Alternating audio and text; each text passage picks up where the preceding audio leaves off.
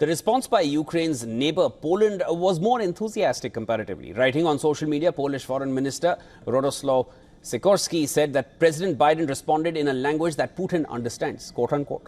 Russian President Vladimir Putin has repeatedly warned the West against letting Ukraine use these long-range missiles to target inside Russia. He has said in the past as well that such a move would mean NATO would be at war with Russia. He has made it clear that this is a red line for Moscow. So this is not a question of whether or not to allow the Ukrainian regime to strike Russia with these weapons. It is a decision on whether NATO countries are directly involved in the military conflict or not. If that decision is made, it will mean nothing less than the direct participation of NATO countries, the United States, European countries, in the war in Ukraine. Donald Trump Jr., son of U.S. President-elect Donald Trump, reacted to the news saying the military-industrial complex seems to want to make sure they get World War III going before his father has a chance to create peace and save lives, quote unquote.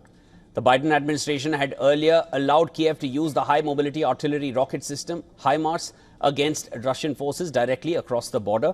HIMARS has a range of about 80 kilometers, and now Ukraine will be able to use longer-range ATACMS if reports are to be believed. Now, these ATACMS have a range of about 190 miles, which is approximately 300 kilometers.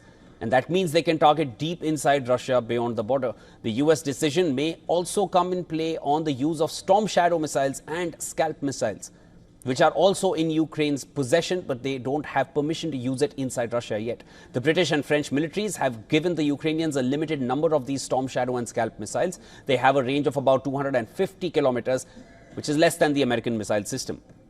The ATACMS are a long-range surface-to-surface artillery weapon system that the United States has used in several of its own wars. It is launched from the high-mobility artillery rocket system, HIMARS, and also from the multiple launch rocket system M270 platforms.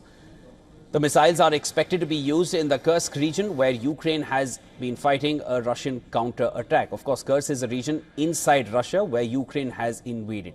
Now, Biden's decision to allow use of long-range weapons into Russia comes as Donald Trump is set to return to power in January. And one of the claims that Donald Trump made across and through his campaign was that he can bring peace in the region. He can call off the war within one day. How he plans to do that, he has not given much details on that. But this decision from Biden clearly will play spoilsport in those plans for Trump. Now, Trump's vice president-elect J.D. Vance has outlined a plan to end the war. It would allow the Russians to keep the Ukrainian territory that their forces have seized.